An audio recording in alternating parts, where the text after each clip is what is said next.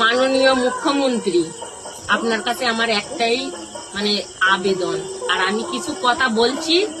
আমার এই কথাগুলো বন্ধুরা সবাই একটু ভিডিওটা বেশি বেশি করে শেয়ার করে দিও, যেন আমাদের মুখ্যমন্ত্রীর কাছে আমার ভিডিওটা একটু যায় দয়া করে।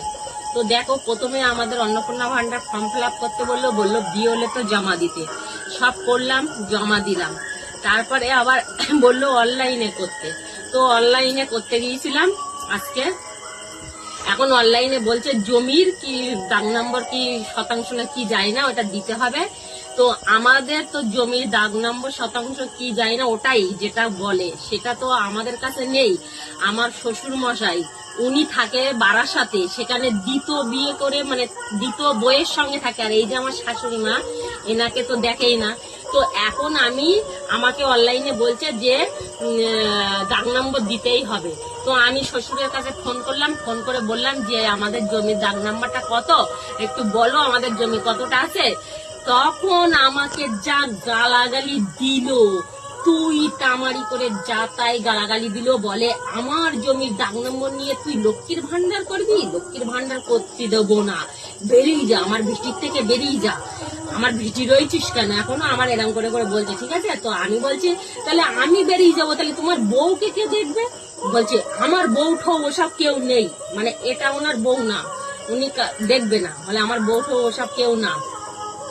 তো আমার দাগ নাম্বার দিলই না। তা আমি অনলাইনে এখন এই যে আমি ফিল আপ করে জমা দিয়ে এসেছি, শুধুমাত্র আমার আর আমার শাশুড়ির Aadhaar card, PAN card, voter card আর এসসি কার্ড, এইগুলো ডকুমেন্টস গুলো দিয়ে জমা দিয়ে এসেছি। তো জানি না আমাদের হবে কিনা অন্নপূর্ণা ভান্ডার, তো আমার এই ডকুমেন্টসে হবে কিনা দয়া করে মাননীয় মুখ্যমন্ত্রী দেখবেন একটু, আমাদের হবে কিনা আমরা জানি না, আমাদের কিন্তু কিছুই নেই। আর আমি লাস্টে বলেছি, আমার শ্বশুর তো আমাকে ভীষণ গালাগালি দিচ্ছে, তো বলে বেরিয়ে যা। তো আমি বললাম তুমি আমাদের এখানে আসো, এসে তোমার দম থাকলে তুমি এসে আমাদের বার করে দাও। তো আমি বললাম যে তুমি এবার বার করতে এসো, তখন তো তৃণমূল সরকারের আমলে তোমাকে তো কিছু করতে পারিনি, তো এবার বিজেপি সরকার এসছে, আর আমি এবার শুভেন্দু অধিকারীর কাছে যাবো, তোমার ব্যবস্থা করব। তা আমার বলছে কি আমার ছিঁড়ে নেবে এখানে, খিস্তি মেরে বলছে, আমি সেটা বললাম না। তো আমি এটাও বলবো যে আমাদের যদি এবার আগামী দিন যদি সত্যি কোনো খারাপ পরিস্থিতি আসে, তাহলে আমি সত্যি সত্যি শুভেন্দু অধিকারের কাছে, মাননীয় মুখ্যমন্ত্রীর কাছে আমি সত্যি সত্যি যাব, গিয়ে আমার শ্বশুরের বিচার চাই, শ্বশুরের ব্যবস্থা আমি করতে চাই। আমাদের বার করে দিচ্ছে, আর আমাদের এই কাগজপত্রে লক্ষ্মীর ভান্ডার হবে কিনা এবার আপনি দেখুন, না হলে আর জমা দেবো না, কারণ আমাদের কিছু নেই।